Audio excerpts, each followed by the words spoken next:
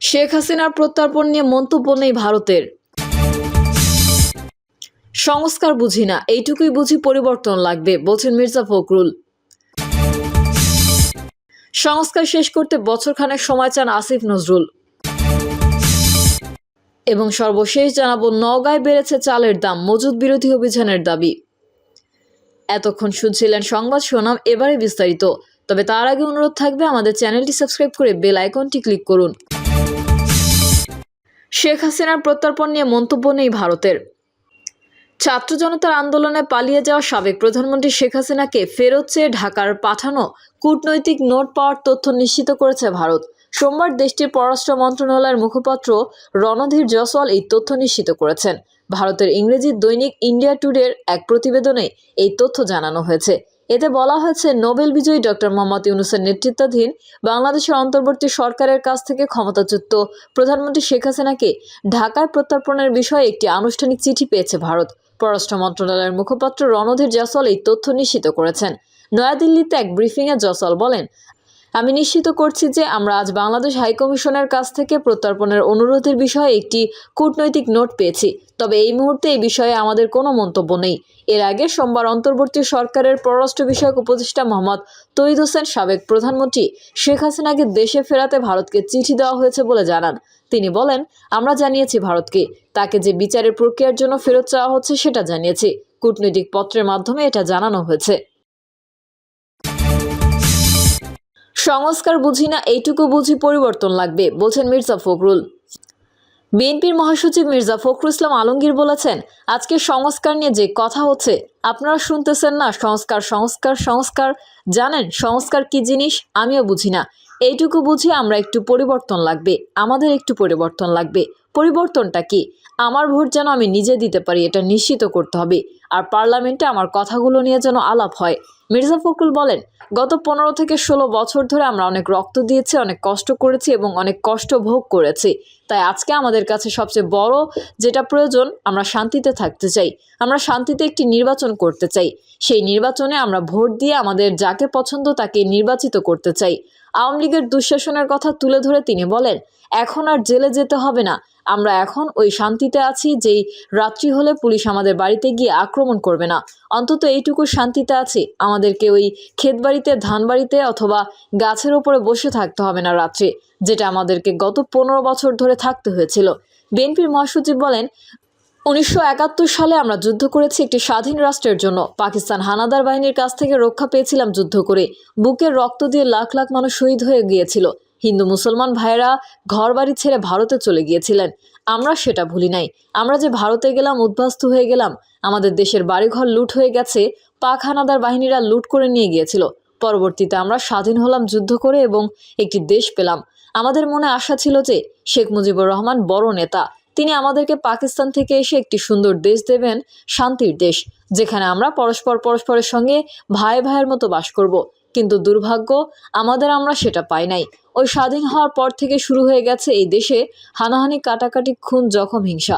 মির্জা ফখরুল বলেন, সবচেয়ে দুঃখজনক ব্যাপার, মানুষ যেই নেতাকে এত ভালোবাসলো, সেই দলটাকে ভালোবাসতে সেই দলটাই এদেশের মানুষের উপর চড়াও হয়ে গেল। রব সাহেবের জাসদ আওয়ামী লীগের কাছ থেকে সেই সময় বাহির হয়ে আসছিল। এই দলটা মনে করেছিল আওয়ামী লীগ সেই সময় ঠিকভাবে দেশ পরিচালনা করতে পারছিল না। ওই সময় আওয়ামী লীগ দুর্নীতি, চুরি, লুটতরাজ নিয়ে ব্যস্ত ছিল। স্বাধীনতার পরপরই সেই জাসদের প্রায় 30,000 নেতাকর্মীকে আওয়ামী লীগ হত্যা করেছিল। সংস্কার শেষ করতে বছরখানেক সময় চান আসিফ নজরুল। আইন, বিচার, সংসদ বিষয়ক উপদেষ্টা ডক্টর আসিফ নজরুল সোমবার রাজধানীর সিরডাপ মিলনায়তনে সেন্টার ফর গভর্নেন্স স্টাডিজ আয়োজিত এক সংলাপে তিনি এই কথা জানান। আইন উপদেষ্টা বলেন, বছরখানেক সময় পেলে সংস্কার কাজগুলো করা যাবে। ঐকমত্য থাকলে পরবর্তী রাজনৈতিক সরকার সহজেই এই সংস্কারগুলো বদলাতে বা বাতিল করতে পারবে না। আমাদের জন্য সংস্কারের কোনো বিকল্প নেই। জাতীয় ঐকমত্যের প্রশ্নে সংস্কার বাস্তবায়নে মৌখিক সম্মতি দিয়েছেন অন্তর্বর্তীকালীন সরকারের প্রধান উপদেষ্টা ও সংস্কার কমিশনের প্রধান আসিফ নজরুল বলেন, বাংলাদেশের উচ্চতর বিচার বিভাগকে এমন সব ক্ষমতা দেওয়া হয়েছে যা কাজে লাগিয়ে শেখ হাসিনা ফ্যাসিবাদী সরকারকে ক্ষমতায় রাখা হয়েছিল এবং তাদের কর্তৃত্ব সুসংগত করতে ব্যবহার করা হয়েছে। তখন অনেকে দোষী প্রমাণিত না হয়েও দীর্ঘ সময়ের জন্য আটক ছিলেন এবং জামিনের আবেদনগুলো প্রায় প্রত্যাখ্যান করা হতো।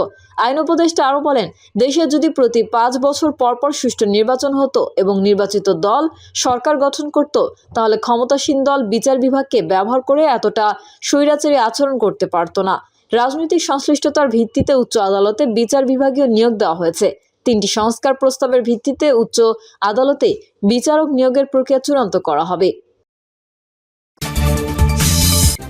নওগাঁয় বেড়েছে চালের দাম, মজুত বিরোধী অভিযানের দাবি।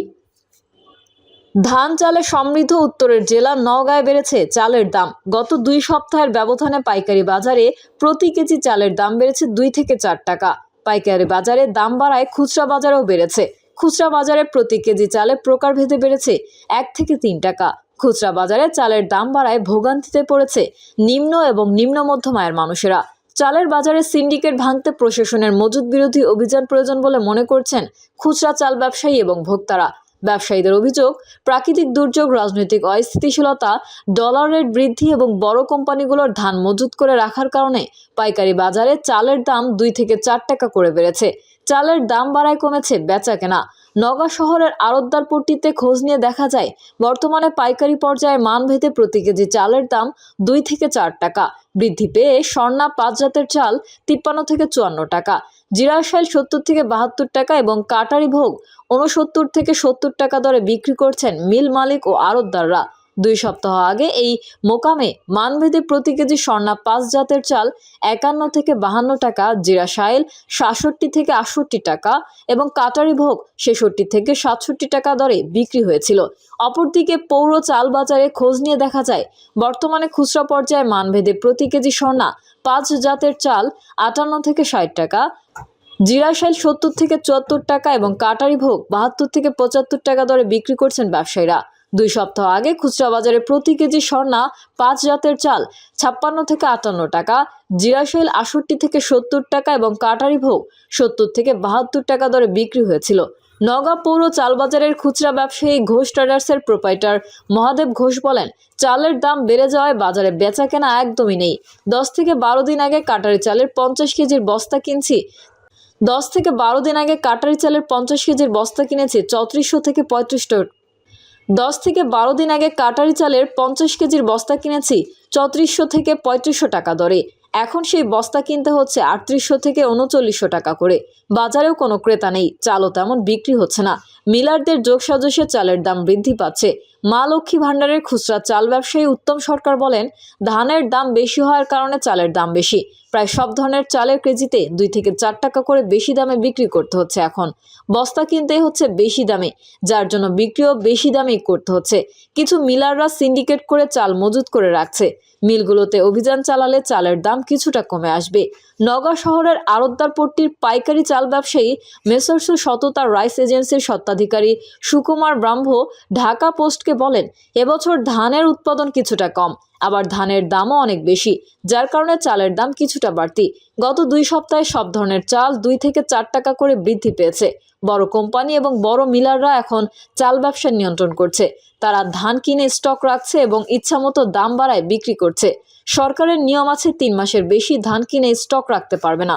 গত কয়েক মাস থেকে স্টক বিরোধী অভিযানগুলো আর পরিচালনা হচ্ছে না, যার জন্য বাজার অস্থিতিশীল। বাজার মনিটরিং বাড়ানো গেলে চাল বাজারে স্থিতিশীলতা ফিরে আসবে। নওগাঁ জেলা চালকল মালিক গ্রুপের সাধারণ সম্পাদক ফরহাদ হোসেন চকদার ঢাকা পোস্টকে বলেন, প্রাকৃতিক দুর্যোগের কারণে এবছর ধানের উৎপাদন তুলনামূলক কম হয়েছে। সরকার বাজার নিয়ন্ত্রণে আনার জন্য বিদেশ থেকে চাল আমদানির অনুমতি দিলেও সেটিও কার্যকর হচ্ছে না। ডলার রেট বৃদ্ধি এবং রাজনৈতিক অস্থিতিশীলতার কারণে দেশগুলো সেভাবে আমাদের উপর ভরসা করতে পারছে না, যার জন্য ব্যবসা পরিস্থিতি খুব একটা ভালো না। শতভাগ মূল্য পরিশোধ ছাড়া বিদেশ থেকে চাল আমদানি করা যাচ্ছে না। এই কারণে চালের দাম কিছুটা বৃদ্ধি পেয়েছে। প্রিয় দর্শক, এই ছিল এখনকার সর্বশেষ সংবাদ। আপডেট সংবাদ পেতে চ্যানেলটি সাবস্ক্রাইব করে বেল আইকনটি ক্লিক করুন। কমেন্টে আপনার মতামত জানিয়ে আমাদের সাথেই থাকুন। ধন্যবাদ সবাইকে। আল্লাহ হাফেজ।